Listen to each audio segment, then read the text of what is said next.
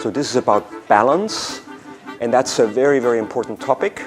The work-life balance in reality, at least in Western countries, looks different for women than it looks for men.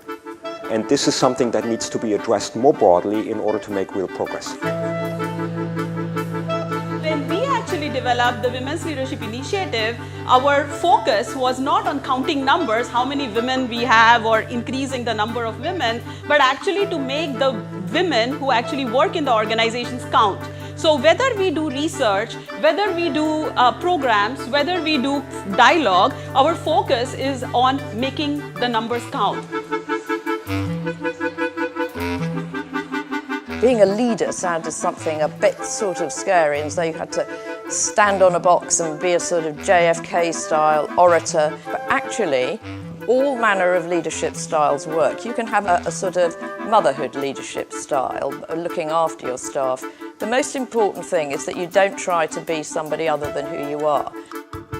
Since I was 13 years old, I knew two things. I was going to have a family, and I was going to be a business executive. I didn't know what the hell that meant, but I knew I wanted to be a business executive. At a very, very early age, I learned so many things from sport. You know, perseverance and failing, but getting back up and trying it again. Team orientation, there's so much about sports. I am hugely competitive. So if you go to a company that competes with Microsoft, watch out if you have to negotiate against me. No. As far as I'm concerned, diversity is a business issue. It's not a women's issue, it's a business issue. Businesses are more successful, they have more diversity in their leadership cohort. They're also much better places to work in, and we've got research that shows that as well. So that's why I'm here, that's why I'll always turn out for this type of event. Did you experience challenges, and I guess what challenges were they, and how did you overcome them? You have to work harder, you know, as a woman to be in that executive. So it's already a hard job, right? And then you have to work harder to make sure, okay, you're not just the number, it wasn't the quota that got you here and all those kind of things. So I have, my experience is I always work harder. I am passionate about helping women lean into their ambition, fulfill whatever it is they want to do in life, balance, work, family. I'm just really passionate about it. Men are just as important to this women's initiative as women are. You know, it's not about having women be more powerful, more this, more that. It's about being equal and helping each other and bringing that to society. And that's a man's role just as much as it is a woman's role. And a man has every right to stay home with their children, to have a balanced life, just as much as women do. The amount of conversations I've had with senior women where I've been trying to promote them, and they're going, well, I don't know if I'm ready for this. Am I really ready? I don't know, I'm not sure I can do this or that.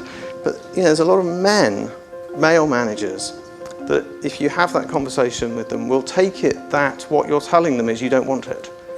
I identify with what you shared because I personally rejected promotions because I didn't feel confident, and my bosses talked me into accepting the promotion. The engagement from the audience was fantastic. I mean, I think we could have carried on discussing and answering questions for hours, it felt like.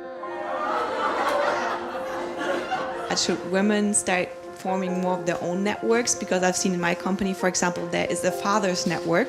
I've never seen a mother's network, for example.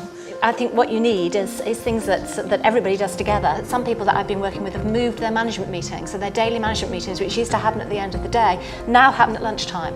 So that includes everybody that's on the school run, men and women, at the end of the day. The other thing is a lot of networks now are integrating, so they're finding ways to make the topics of appeal to both genders. So actually they're becoming mixed genders, a little bit like this conference today became women plus men, which I think is a lovely phrase. I have found that actually, as a woman, to have a chance to be among other women sharing ideas, I particularly enjoyed unconscious biasness. You know, I think they address things that I think about, but I never knew there was a term for it. This is a very nice event. First of all, I thought it will be an eye-opener.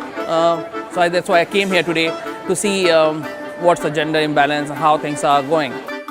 So I think the Judge Women's Leadership Programme can do a great deal in bringing people together from different walks of life, different industries, and certainly my experience here today with the conference was really quite inspiring. So I think providing a forum for exchange of thought is extremely interesting, and carrying on the outreach I think would be great.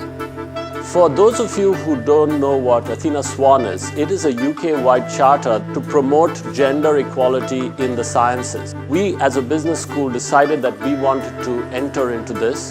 The students are a very integral part of the Women's Leadership Initiative, and they have really, taken charge. Like I said, this is a platform, and they've really made a huge difference every year.